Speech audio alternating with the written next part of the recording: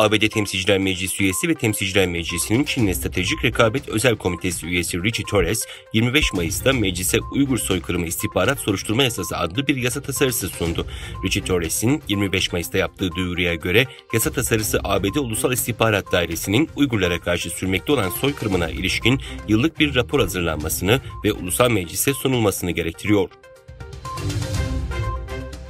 Çin yanlısı Hong Kong yönetimi, Hong Kong'da Çin polisi tarafından alınan ve 2 haftadır akıbeti hakkında bilgi sahibi olunamayan Uygur Türk'ü öğrenci Abdülveli Abdurrahman'ın ülkeye giriş yaptığını inkar etti. Uluslararası Af Örgütü Cuma günü yaptığı açıklamada Doğu Türkistanlı Uygur Türk'ü Abdülveli Abdurrahman'ın 10 Mayıs'ta bir arkadaşını ziyaret etmek için Güney Kore'den Hong Kong'a gittiğini, ancak arkadaşına geldikten sonra sorgulanması hakkında mesaj attıktan sonra kaybolduğunu söyledi. Gruba göre Abdülveli son 7 yılını Seul'de okuyarak geçirdi ve doktorasını tamamladı. Hong Kong'un Çin yanlısı hükümeti yaptığı açıklamada Uluslararası Af Örgütü'nün temelsiz ve mesnetsiz açıklamalarının karalama girişimi olduğunu iddia etti. Yurt dışındaki Uygur aktivistler Hong Kong'un öğrencinin bulunduğu yerdeki rolünü inkar etmesini eleştirdi.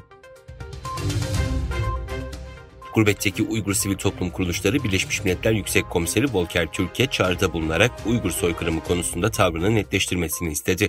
Uygur Hareketi Birleşmiş Milletler İnsan Hakları Yüksek Komiseri Volker Türk'ün 24 Mayıs'ta Cenevre'de düzenlenen Birleşmiş Milletler basın toplantısında yaptığı son açıklamada Uygur soykırımından bahsetmemesine ve işgalci Çin rejiminin insanlığa karşı suçlarının altını çizmemesine tepki gösterdi.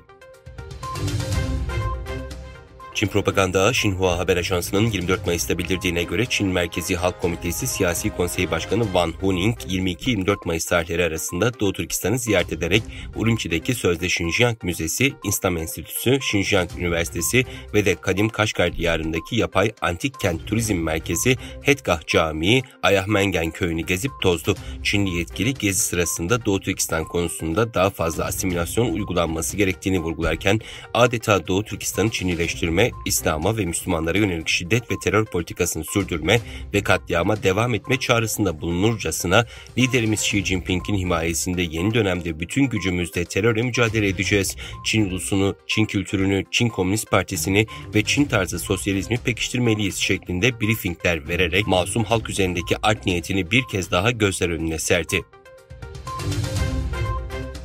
Çin'in Haziran sonu itibariyle haftada yaklaşık 65 milyon kişiye bulaşabilecek yeni bir Covid-19 dalgasına hazırlandığı bildiriliyor. Independent Türkçe'de yer alan habere göre XBB varyantının yol açtığı bu yeni dalga Çinli yetkililerin tecrit önlemlerine de dahil vatandaşlara baskıcı kısıtlamalar getiren sıfır Covid politikasını kaldırmasından en az 6 ay sonra geliyor.